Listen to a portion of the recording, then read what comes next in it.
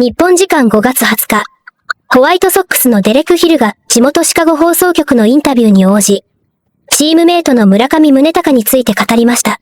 ヒルといえば、18日のカブス戦でチームが延長戦の末にサヨナラ勝利を収めた際、村上と一緒にハイタッチを交わして喜ぶ姿が話題となっていました。インタビューでヒルは、村上の存在について、村上がチームの絆を10倍にしたと本当に思っている、とコメント。その言葉に込めた意味を説明しました。さらに、村上の人柄を称賛し、野球に対する情熱や日々の姿勢についても言及。グラウンド内外でチームに大きな影響を与えている存在として、村上への信頼を口にしました。これらの模様を日本語字幕付きでご紹介します。What's it been like to be around Mune Mania? My God, I love that guy. He is elite. I truly think he has brought this team 10 times closer than if he was not on the team. I think he's kind of the glue guy. He keeps everything light, but you can see how much work and how much effort and how much passion he puts into the game, and it's pretty special. Just I'll go in there and watch him hit and just see how everything is just perfectly like meticulous and everything's just so dialed in, and you see that side, but you also see the funny side with Bass doing all the crazy wand stuff. So he's a great guy. When you say 10 times closer, and he doesn't speak the language, I mean, he is speaking more now, but it's just it's his presence. It's just his personality, and then Kenzo, the translator. I mean, they're a great team together, and it just keeps everything so light in the clubhouse. Even like when he has a down day, I mean, he'll go hit the cage afterwards to make sure that he's giving 110% the next day. Like, he doesn't miss anything, and I think that rubs off on everybody wanting to be their best selves rather than just, I mean, you see some teams just go through the motions, and it's like, that's not what baseball is about. That's not what the fans deserve, and I think we're putting everything we have out on that field every single day.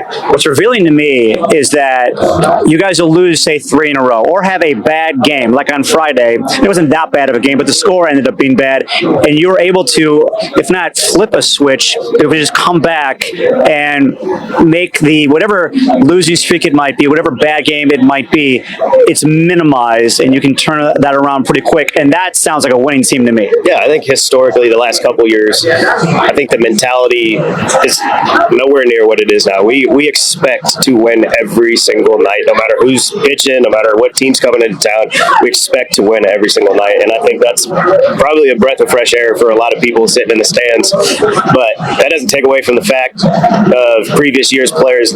Everybody wants to do their best, but we expect to do our best every single night, and I think the front office, the staff, everybody wants that from us, to come here, give 110%, and if you're gonna fail aggressively. Of course, you have, like, that's where the bullpen bar is. So White Sox fans are as close as they're ever going to be to PCA in that moment, and one lady in particular was giving him the business down there. She really was. She was giving him the business.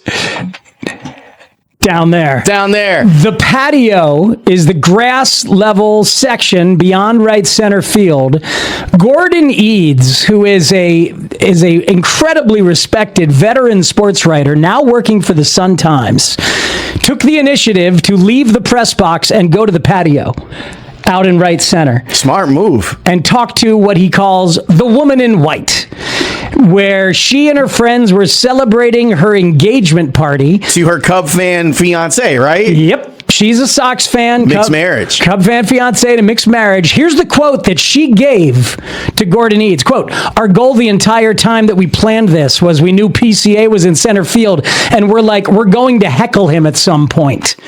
She planned the engagement party for Cubs Sox so she could heckle PCA. A strong hate. Is what she said. And Pete hits the wall. He's sitting there, and he's sitting on the grass, and he said, "That was me processing the fact that I missed the ball." And that's when the woman in white gets up there, and she said, quote, "Right when he was up at the fence, we're like, this is our prime opportunity, okay?" So we just got to booing him. I said he sucked, and then he said words that I don't want to repeat. You shouldn't say to a woman.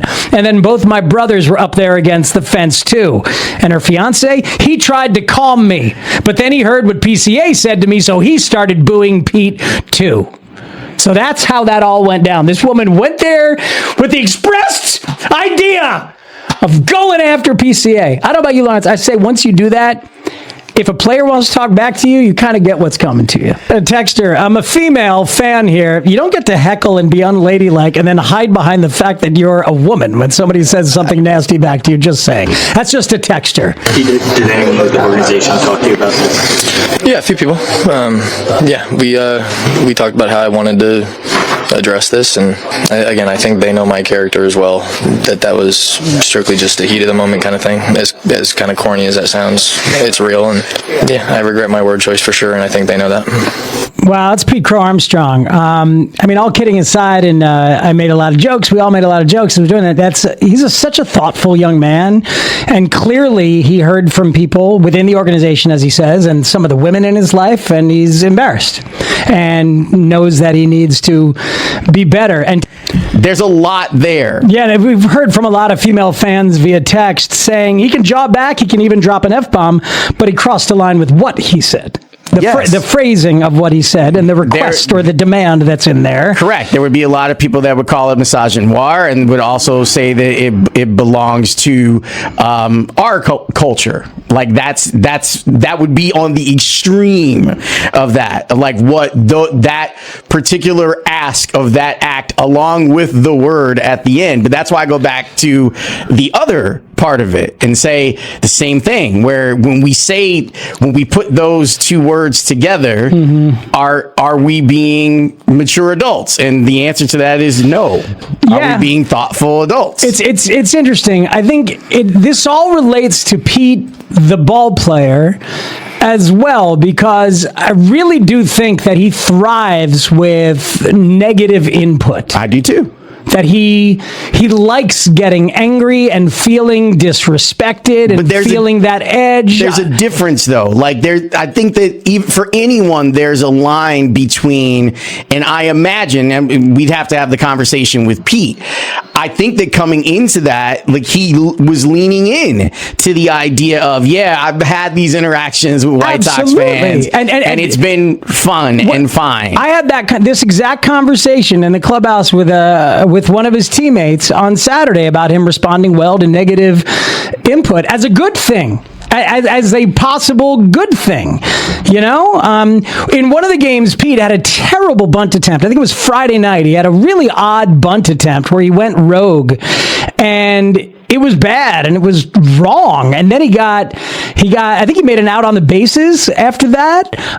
He got picked off. So he had like that. So he made a bad bunt attempt and a pickoff, and it was bad. And then he came up the next time and had the big RBI single, a little bit more locked in. And I was having the conversation with people on Saturday, like, when things go poorly, sometimes he rises up. So part of that psychology can be that you like when there's a little chaos. You like when there's a little drama. But you can't go over the line and embarrass yourself and your teammates and the women in your life when you do so.